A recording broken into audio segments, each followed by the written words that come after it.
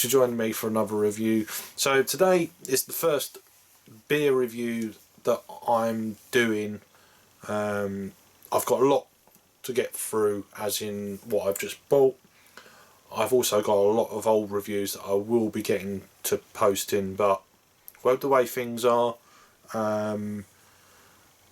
some beer reviews may not be relevant in the future. Just putting that out there. But anyway, this is the first beer. The country's just been put on lockdown. It is the 23rd of March 2020, because if you know what's going on with the old pandemic. Anyway, let's get away from that. Let's get to the beer. So this is from the Wantsum Brewery, or the Wantsum Craft Brew, and this is their 5-a-day IPA. So this beer is double dry hopped with Simcoe, with Simcoe, and then normal hopping of Citra, Mosaic and Chinook New England IPA, 6% ABV. This is part of their, as I said, their craft range. I don't know if they've got two sites, one in Hersden on the way to Canterbury, and they've got now a tap room in St Nicholas at Wade. So, but this is saying it is actually done, or the actual address then on this is St Nicholas at Wade. St Nicholas at Wade, get it right. Hence the Wantsum Brewery is, as you know, well you might not know, the Wantsum used to be the channel between the Isle of Thanet, where I live, and going into sort of mainland Kent, if you like.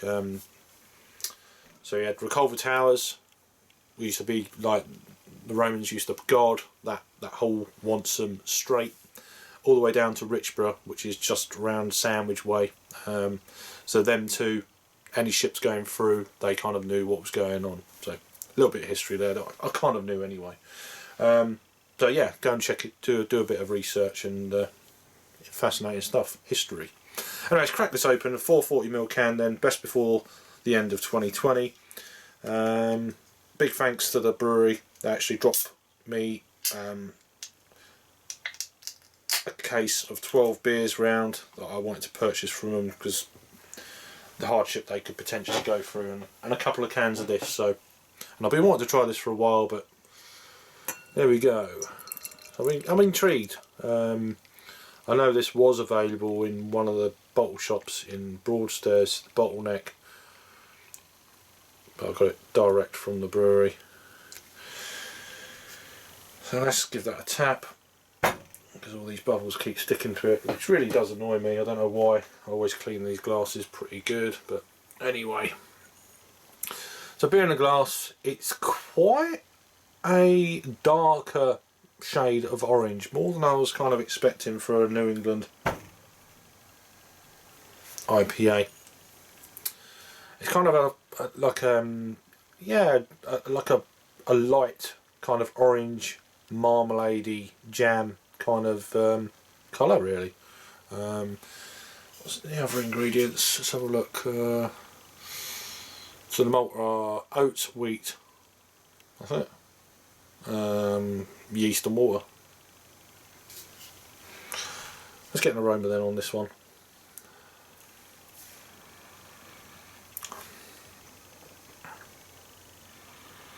It's not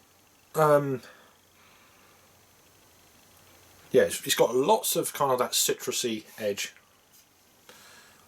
Tropical fruit notes, it's just the aroma. So we're going to give the beer a chance, of course. Just getting what I'm, on the aroma. Half a finger of Whitehead as well, incidentally.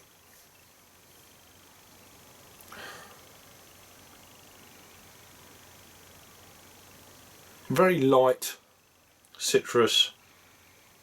I'm getting a little bit of that kind of faint hint of jammy kind of orange marmalade edge. Touch of apricots. It smells nice. Subtle is the word I'd use. Subtle citrus. Cheers.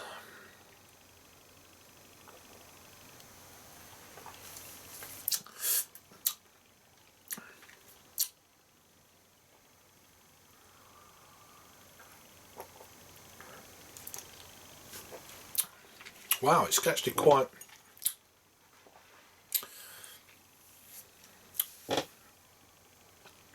It's got a bit of a grapefruity kind of kick to it. That's the first thing I'm picking out that's hit me bang on the old taste buds.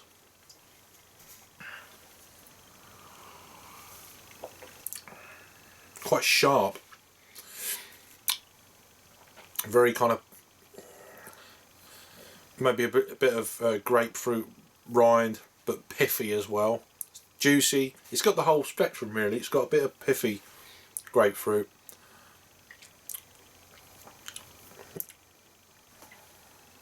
A bit of rind.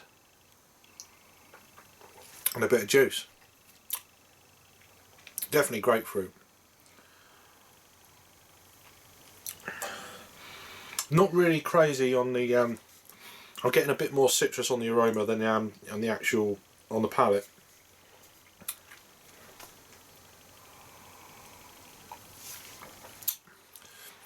It's not got the mouthfeel for me of a classic New England IPA, and for me it looks quite dark.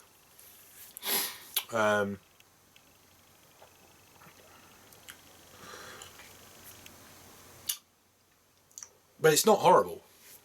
I'm just trying to pick it apart a little bit in my own head. Where I'd say this beer actually kind of lands. It's almost like it's not got pine or nothing like West Coast or I don't know, a Midwest IPA.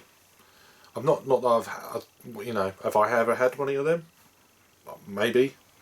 It just seems to be. It seems got a bit of both, a bit of West Coast. There's quite a bit of bitterness on this for me coming through. It's actually saying 10 on Untapped, which it's fairly sweet at the front end, but getting tangerine orange.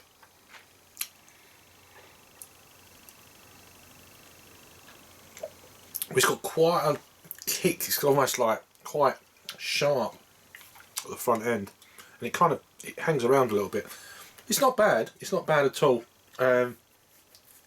It's nice to try it. It's been one I've been really wanting to try for quite a while, just out of curiosity, to see what it's like, see what it tastes like, and it's all right. It's not to be honest, it's not the best. One of the best New England IPAs I've ever had, for my palate at least. It looks very dark, but very pleasant. To style, I'm not too sure. I'm not too sure. What was that?